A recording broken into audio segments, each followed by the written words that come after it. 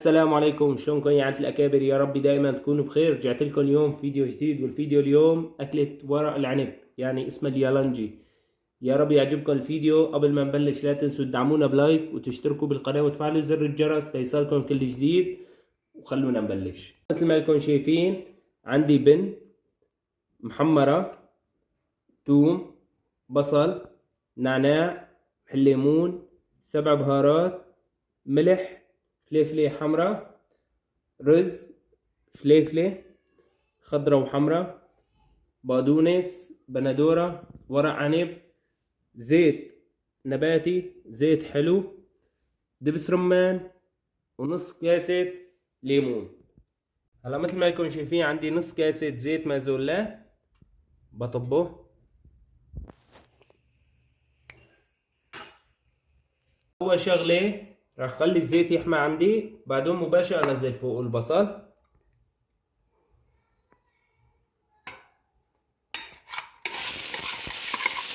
مثل ما انتم شايفين هلا بصب البصل.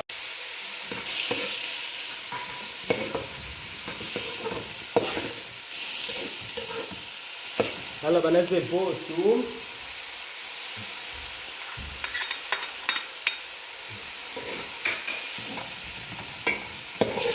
هلا بقلي البصل مدة دقيقتين، وبنزل فوق الفليفلة.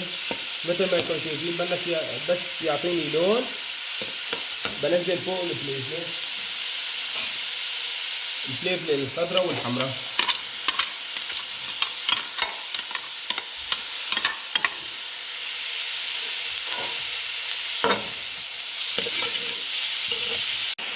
هلا بعيش الفليفلة مدة كمان دقيقتين شي تتقلى عندي مثل ما انتم شايفين.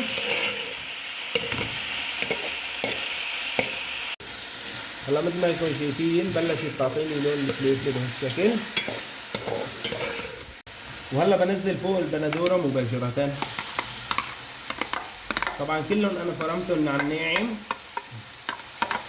عشان يساعدوني باللف.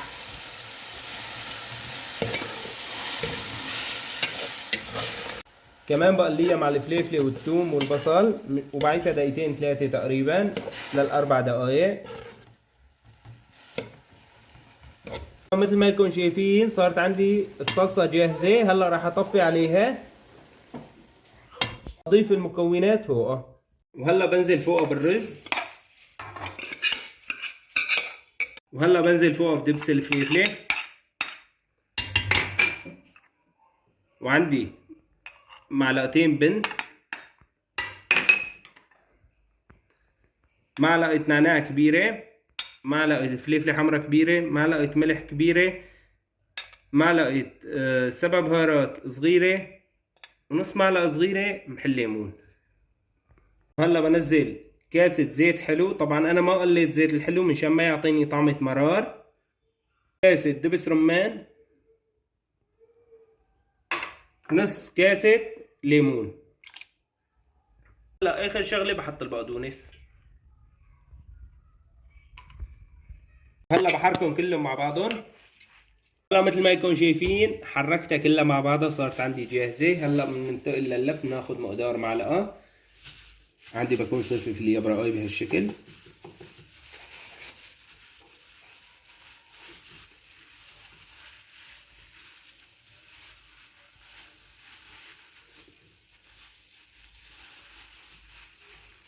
اهم شي ترصوا على الزوايا بهالشكل. تاخد هالشكل معنا. هلا راح الفهم واخلص وارجع لكم. خلص معي لف اليالنجي. هلا بدي اجهز المرقة مشان نحطها فوقها. مثل ما انكم شايفين عندي المرقة اللي طلعت من الرز اللي حضرناها من شوي. راح اضيف فوقها لتر مي.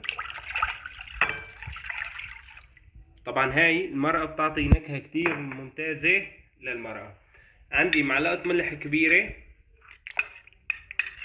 ومعلقة دبس بندورة. هلا في ناس بيقولوا لها طماطم. بنحركهم كلهم مع بعض.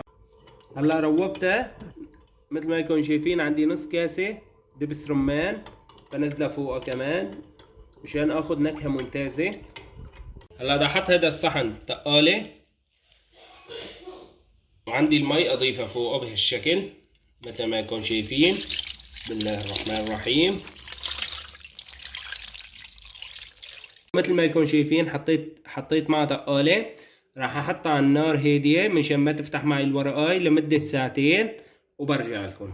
هلا يا اكابر مثل ما يكون شايفين صارت عندي جاهزة. هلا راح اصفيها واجهزها واورجيكم اياها.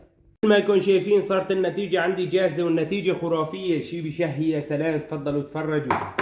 إذا عجبكم الفيديو لا تنسوا تدعمونا بلايك وتشتركوا بالقناة وتفعلوا زر الجرس ليصلكم كل جديد. وهي النتيجة قدامكم مثل ما يكون شايفين مستوية 100%. لا تنسوا تدعمونا بلايك وتفعلوا زر الجرس. والسلام عليكم.